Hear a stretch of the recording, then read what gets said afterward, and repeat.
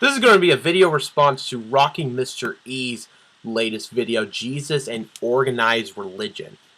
From this point on, I'm going to refer to you as Mr. E just for brevity's sake. Mr. E, I'm going to be brutally honest with you and tell you your video was painfully awful. Painfully awful.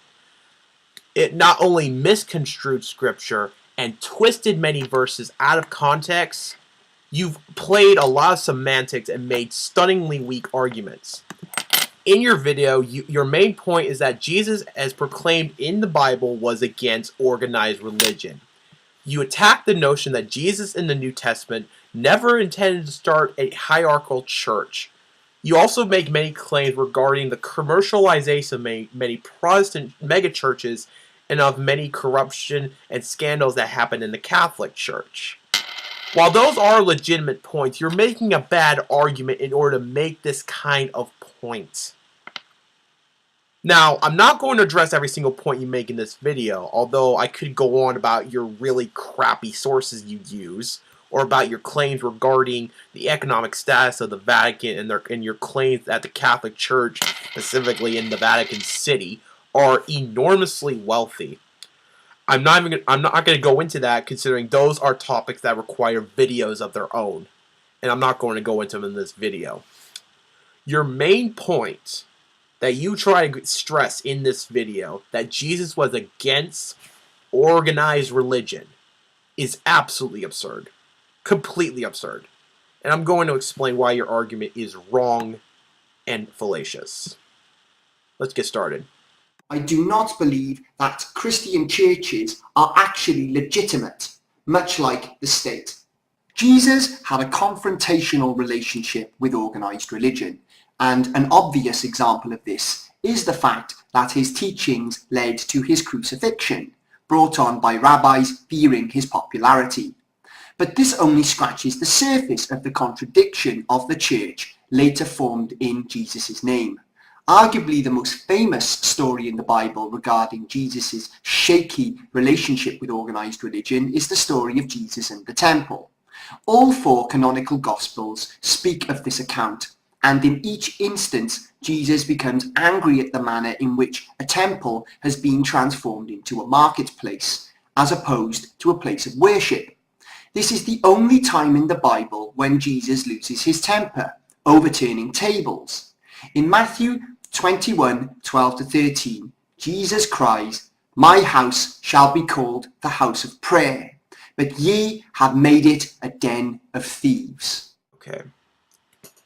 Before we begin, I have to point this out. You're playing semantics. What do you mean by organized religion or institution? You're demonizing these words without defining what they are. Let's start with the first one. You attack organized religion. What does organized religion mean? If you look at the classical definition of religion, meaning it's the practice of worshiping God or gods with rituals and all that stuff. If by that definition that's what you mean by religion, then you've created a tautology. Religion, by its very nature, is organized. We as a species, by our nature, are social creatures. We are social animals. To deny that would be to deny what we are as human beings. Second, if you have more than one person believing in the same thing and are gathered together for a common religious belief, you are part of an organized religion, whether you like it or not. There's no way around it. It doesn't matter how big or how small it is. You're still part of an organized religion. Christianity, by this definition, is organized religion, despite how many Christians will try to deny that. That is a fact. Religion, by that definition, is organized religion, unless you're a hermit. And Christianity is not meant to be practiced in a vacuum. You're acting like the term organized religion is somehow a horrible thing that's supposed to suppress the truth of Christ, when it's not that at all. Making a mountain out of a molehill. Alright. Next word you play semantics with is the word institution. Okay, in dictionary.com, there's 4 definitions. I'll read them off. The first one says, an organization, establishment, foundation, society, or the like, devoted to promotion of a particular cause or program, especially one of a public, educational, or charitable character. This college is the best institution of its kind. Second definition is the building devoted to such work. 3 is a public or private place for the care or confinement of inmates, especially mental patients or other disabled or handicapped persons. Well, you're obviously not talking about that, so we're going to scratch that definition off. But the 4th definition is the most important. Sociology, a well-established structured pattern of behavior or of relationships that is accepted as a fundamental part of a culture, as marriage, such as the institution of family. And I'll post this definition, this dictionary link in the description box. If you look at the dictionary definition of the word institution, there is no separation of community versus institution. Now, I noticed in the comment section in the video that you don't have a problem with community, yet you do have a problem with institutions. And you cannot have a community without an institution. You can't have your cake and eat it too. I'm sorry, you can't. To say the community does not have an institution is to say the community itself is disorganized. How can you have a community without an institution? Then again, you're playing word games here. Also, a couple of points. When we're talking about the Church of Christ, we compare it to a body. And a body itself is organized. And then when we say the Christianity is both a religion and a relationship, which is true, we do have some sort of like relationship with God. But here's the thing: relationships, by their very nature, have boundaries. They have rules. They have rituals, just like religion, just like the rules of the church. For example, if you get married and have a wife, you and your wife are going to set up boundaries. You're going to set up rules. When you get married, you're having a ritual. That is the comparison of the church. That is how we describe the church. That is just, to say otherwise is just absurd. And you're arguing against that. And plus, here's a question for you. The church is, by definition, a body of believers, which pretty much almost every Christian accepts as a definition of the church. But here's a question for you. How can you make someone listen to the church or the body of believers if you don't have a visible organization? Christianity, by its very nature, is organized religion. There's just no way around it. Also, in this video, you make it very clear that you're an anti-statist and that you consider organized religion, as you put it, on the same par as the state. Okay, fine. But you are aware that an organization or a gathering of believers, whether it be Catholic or Protestant, is not automatically not legitimate because they are organized religion, and size does not determine whether or not a religious group is legitimate in their relationship with God or the nature of their spirituality. Case in point, the Westboro Baptist Church is a grassroots organization. They are not supported by any Baptist congregation, and they're certainly not supported by the state. So if you're an anti-statist and you're saying that organized religion is on par with the state, then does the size of an organization matter if they're right in their spirituality?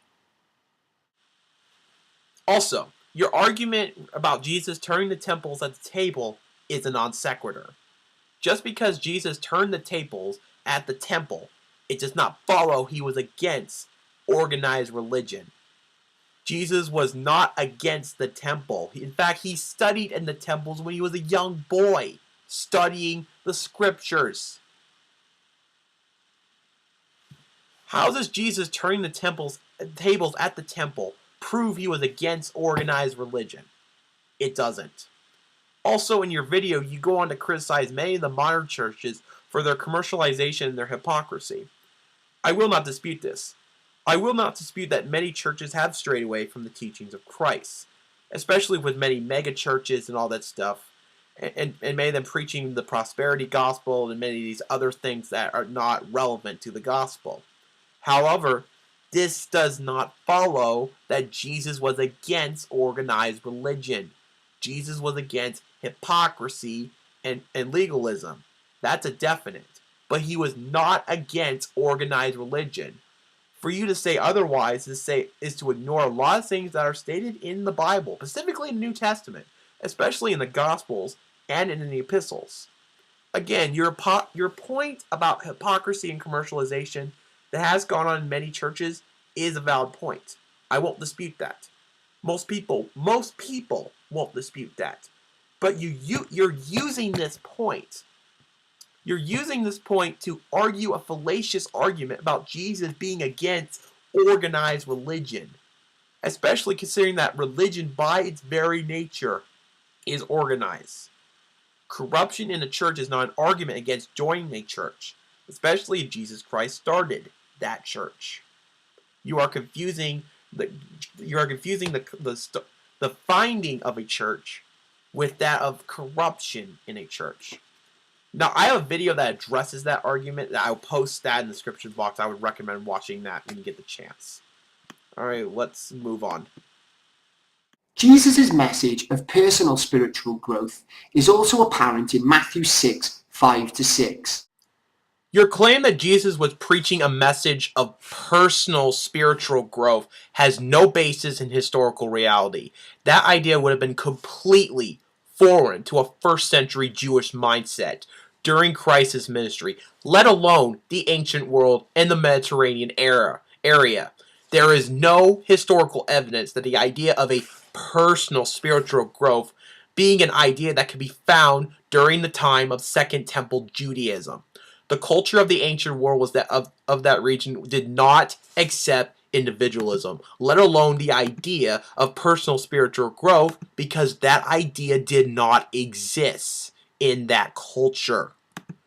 A reason why that concept didn't exist during that time was because the society that Jesus was in, when he was practicing his ministry, he was in a collectivist society. You might as well say that Jesus was a Buddhist monk in China, or that he supported Scientology. You might as well just say that. I would challenge you to provide reputable academic sources that support your claim that Jesus was preaching a message of spiritual growth. Please provide evidence for this claim. Second, Matthew 6, 5-6 does not support your claim that Jesus was going against public prayer or an institution, as you put it, and it certainly does not support your claim that Jesus was preaching a message of personal spiritual growth. That's like saying that Christianity is not a religion, but a personal relationship with Jesus that is so popular among many Protestant groups. Even though that concept is a modern concept that is not a reflection of historical Christianity that was practiced by the early Christians. Conversely, one of the main justifications for the legitimacy of the church is Matthew 18:20, where Jesus says, "For where 2 or 3 are gathered in my name, there I am in the midst of them." However, this passage doesn't justify a church, merely that God is an omnipresent entity, or at the very least will always be present when others gather to pray. But nowhere in the Bible does it clearly indicate that a church is necessary for prayer to occur. Please read the five verses that preceded Matthew 18:20. I'm going to read it right now. I'll start from Matthew 18 from 15. If your brother or sister sins, go and point out their fault just between the two of you. If they listen to you, you have won them over.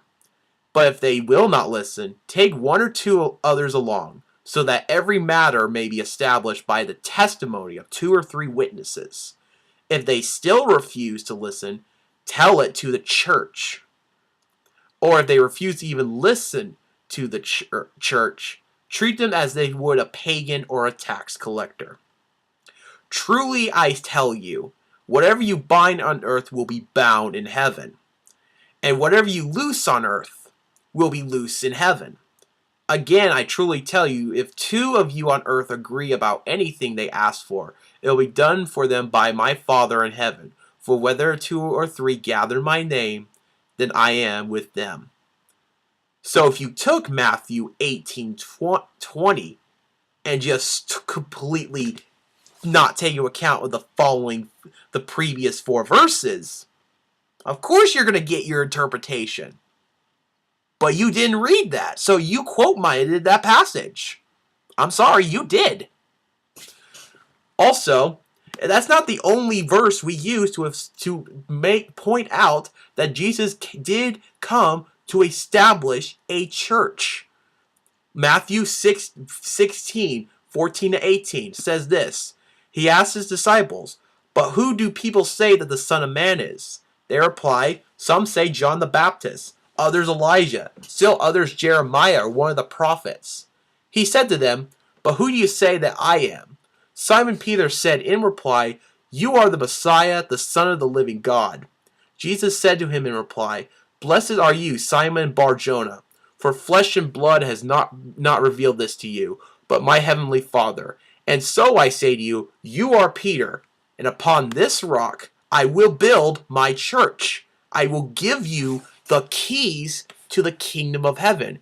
And whatever you bound on earth will be bound in heaven. And whatever you loose on earth will be loose in heaven."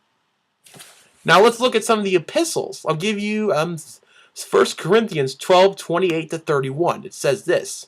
"And God has placed in the church, first of all, apostles, second, prophets, third, teachers, then miracles, then gifts of healing, of helping, of guidance, and of different kinds of tongues. Are all apostles?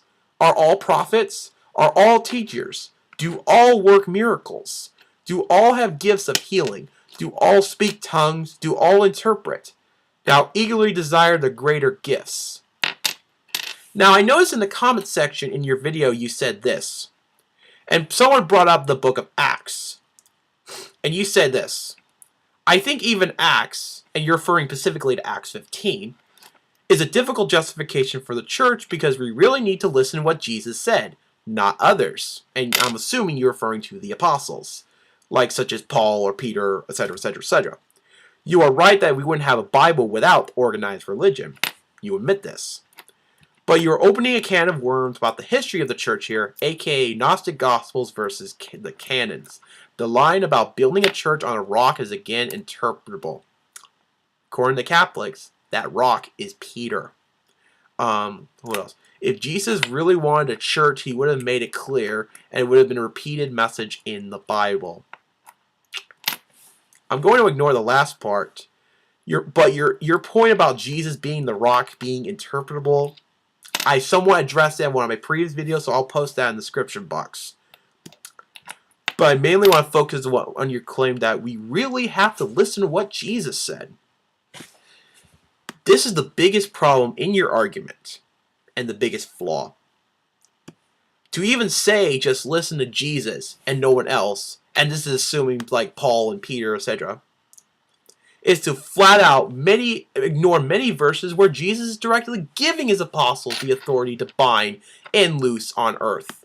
Ironically enough, if you end up listening to what Jesus, if you're saying, you end up not listening to Jesus is saying, when you ignore him giving giving authority to his apostles.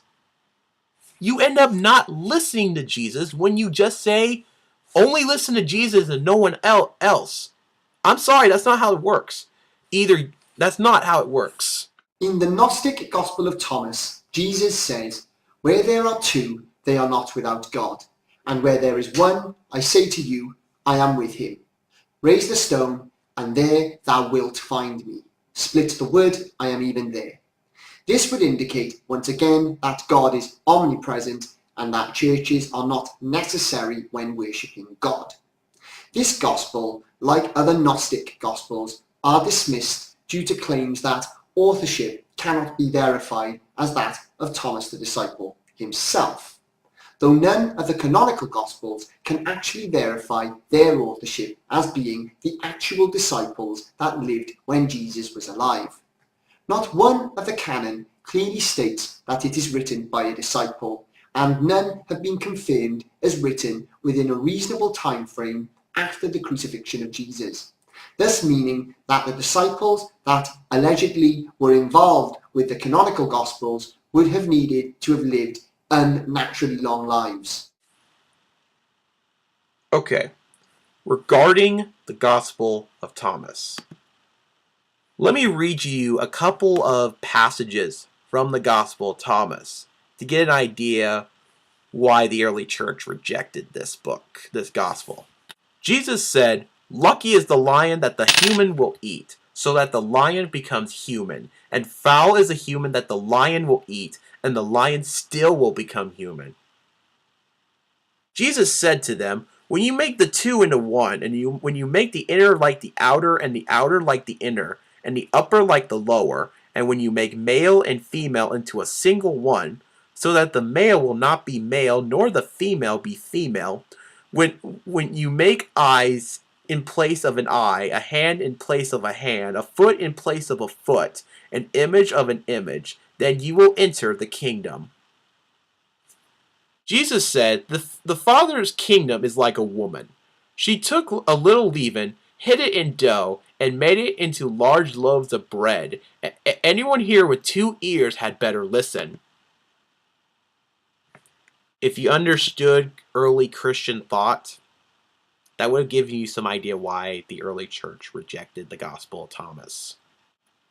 And also 1 Timothy 6, I would argue, is warning against the Gnosticism that was starting to appear around the later first century.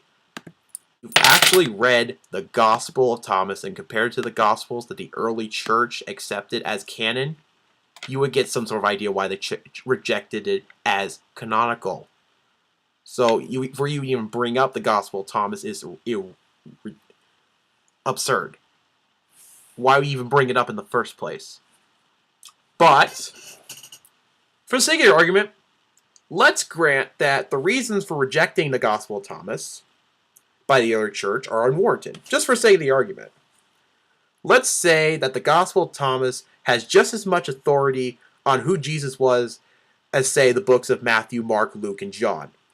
And that the early church to exclude these books and the other Gnostic books mean they were trying to control what people believe about Jesus, thus becoming an institution of power.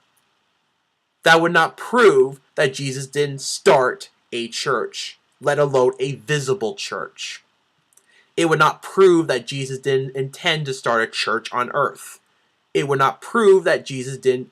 It certainly wouldn't prove that he didn't give authority to his apostles to bind and loose on earth. It wouldn't. So bringing up this point doesn't mean anything. If this was the case, then why would Jesus give his apostles the authority to bind and loose in heaven if he was against organized religion? Bringing up the Gospel of Thomas doesn't support your argument at all. Whether you're a believer or not, I think it's an uphill struggle to defend that Jesus advocated the Christian church.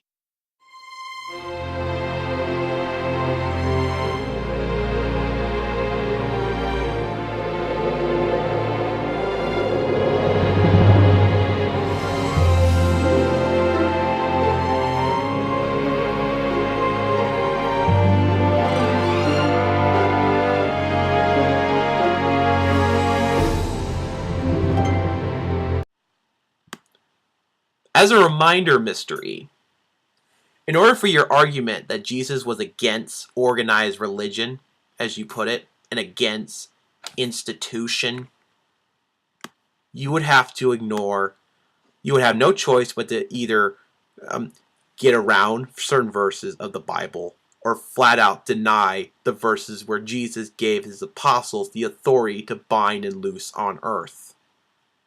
If you're going to presuppose, for the sake of the argument, that the New Testament is accurate in regards to who Jesus was, then you have to take into account everything he said in the Bible, including the verses where he gives his apostles the authority to bind and loose on earth.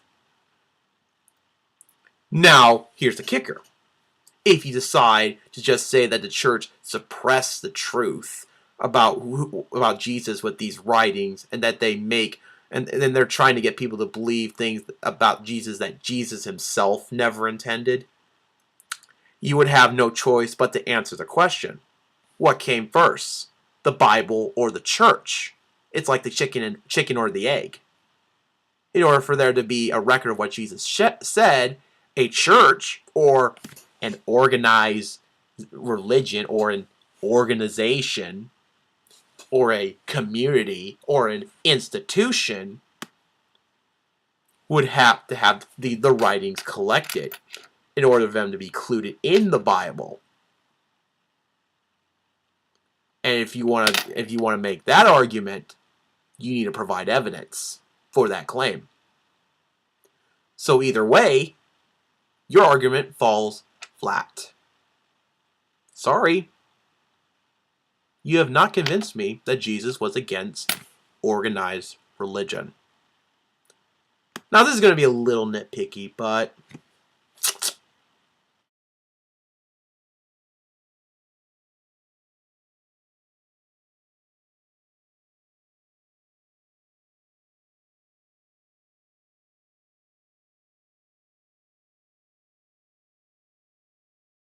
next time you're going to make claims like that, please make sure you do your homework. Thank you for watching, and have a nice day.